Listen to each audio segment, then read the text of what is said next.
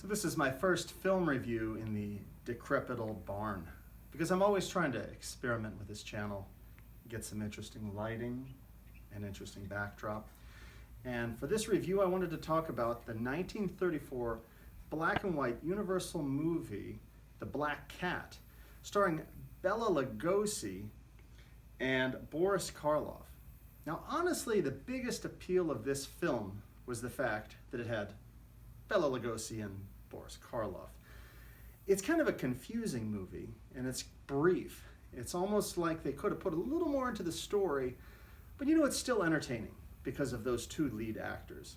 And basically, to summarize the plot, David Manners and Julie Bishop are two characters who are honeymooning in Hungary.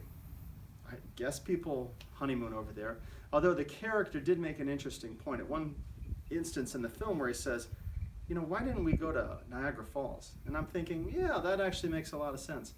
Anyhow, while they are on the honeymoon, they're traveling on a train, and the two of them happen to meet Bela Lugosi, who is traveling. Now, right then and there, you should think, hey, wait a minute, do I want to share a train with Bela Lugosi? Because he's basically Dracula. But they share the train with him, and then after the train ride, they're driving together with him. It's raining outside, and then they go off the road. And then that gets us to the situation where Julie Bishop's character is in an accident and they need to find help. Well, Bela Lugosi's still with them, and he's a nice guy, and he says, hey, let's find our friend Boris Karloff. I honestly don't even remember the characters' names from this film because I just think of them as, Bela Lugosi and so on. So they find Boris Karloff's big creepy house, and they spend the night, and they're going to get basically some medical care for Julie's character so she can get better. And wouldn't you know it, Boris Karloff happens to be the leader of a secretive cult, and once Julie's character gets better, they want to sacrifice her in an ancient ritual. Don't you just hate when that happens? Well, anyhow, she starts to recover, and Bela Lugosi's character, even though he is still very Dracula-esque in this film, he wants to set these two lovebirds free. So he asks Boris Karloff's character if they can have a chess duel. So the two of them sit down and face off in a heated game of chess. And if Bela Lugosi wins, this young newlywed couple can go free. And if Boris Karloff wins, well, she gets sacrificed in a ritual. That type of thing. Always, that's how chess games are always ending. Well, needless to say, Boris Karloff is apparently the better player. He wins, and they're going to go ahead with this ritual. And I'll kind of end the spoilers there, and I'll end the plot summary. You check this one out for yourself, but it really comes to a somewhat sinister conclusion. This was a pre-code movie, as I understand it. I'm learning more and more about what the code was all about and how films before the code was instituted, I think in 1934, 35, films could be pretty weird back then. And this one is no exception. It's pretty strange, especially when they get into the ceremonies and the cult people all gather and there's a sacrifice. And, well, Bela and Boris have their final face-off, and it's pretty dark.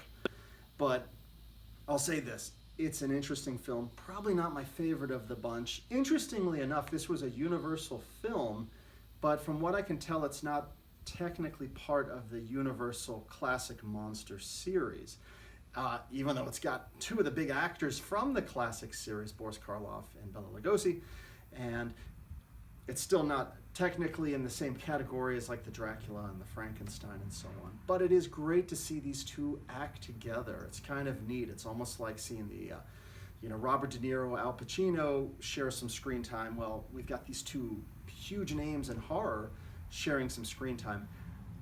I feel like the story could have maybe been detailed a little bit better. I would have liked to know a little bit more about their background. For instance, why is Bela Lugosi's character terrified of black cats? And maybe they went into that a little bit, but I didn't quite catch it from the film. But that chess game, it was interesting. But that would have been a great opportunity to maybe flesh out these characters a little bit more, a little bit about their backstory and their relationship. But, it is what it is. It's an interesting, albeit creepy film, and it's, worth checking out.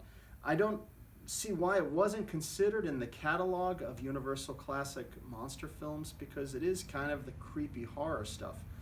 But to be honest, there is no monster per se. Boris Karloff, who I'm used to seeing as this Frankenstein monster, where it's smoke, drink, he's actually very soft-spoken and eloquent here. It's kind of like a horrific version of Bob Ross. And he's actually fascinating to watch in this film. And Bela Lugosi, for what it's worth, he still comes across as very Dracula-esque. Don't get me wrong, I enjoyed seeing both of these characters in the film. And also, David Manners and Julie Bishop, the honeymooning couple, they do a great job too. Black Cat came out in 1934, black and white. Bela Lugosi, Boris Karloff are the two big draws of the film. It's worth checking out.